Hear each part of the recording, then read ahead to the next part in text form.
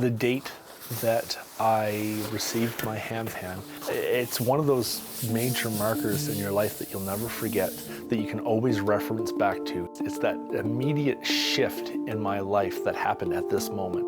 And everything from there on has been brighter.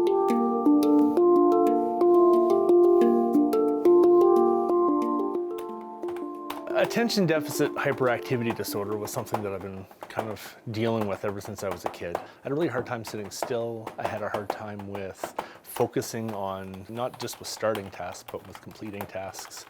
There's a lot of subconscious things that are going on around you that I would say neurotypical have a natural ability to filter out. For me, it's everywhere.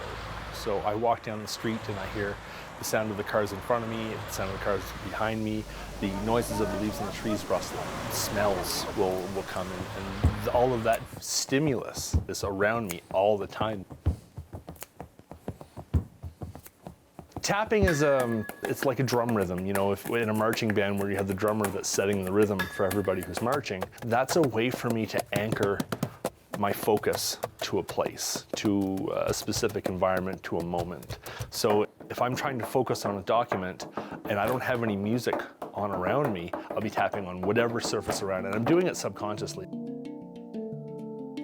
I was first exposed to videos of the handpan on YouTube in 2005 or 2006. When I first saw this, I understood what love at first sight meant. It was a connection to this instrument and I become instantly obsessed.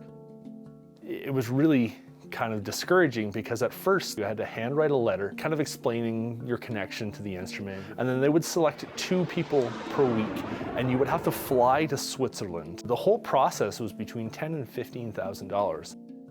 Since then, there's been a lot of changes in the world of handpans and they've become a lot more accessible, but even with that, the cost of owning them is still way out of my reach.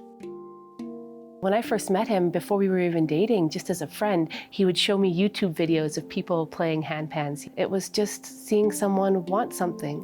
We all know what it's like to want something and feel like it's out of reach. So I created a little bit of a secret GoFundMe page. I started putting out feelers to family and friends and just seeing who could donate something.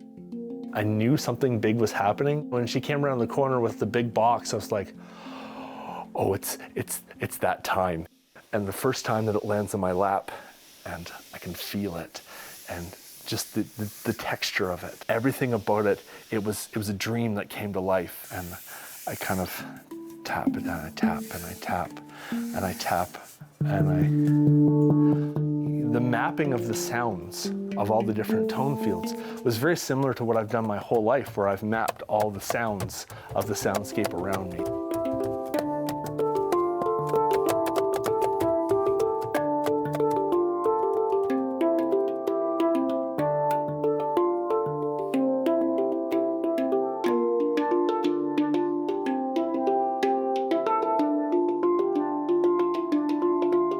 One of the key things that I noticed right away, a lot of the noise of what's going on around me is completely gone. It just erases it.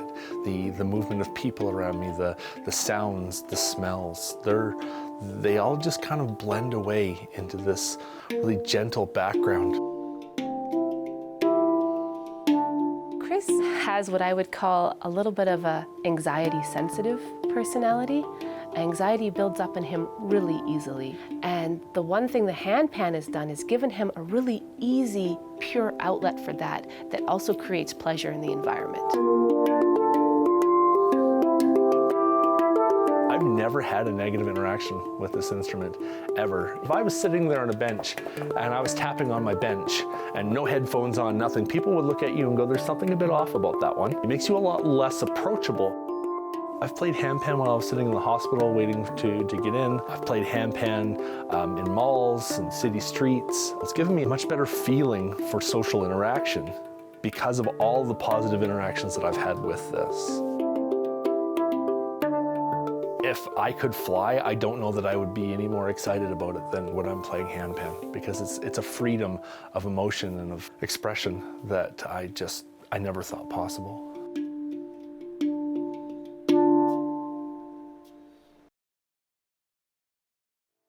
I actually had an experience in my 20s where I was bopping down the road and I was beating on my steering wheel and I was really into some really energetic music, and I had vibrated the 2 bolts that hold the steering column, that the steering wheel just dropped into my lap on the highway. So now I'm driving a truck holding on to the steering wheel, trying to navigate and slow it down. The friend who was sitting beside me just laughed. He says, "I knew that was going to come eventually. I didn't know when, but..."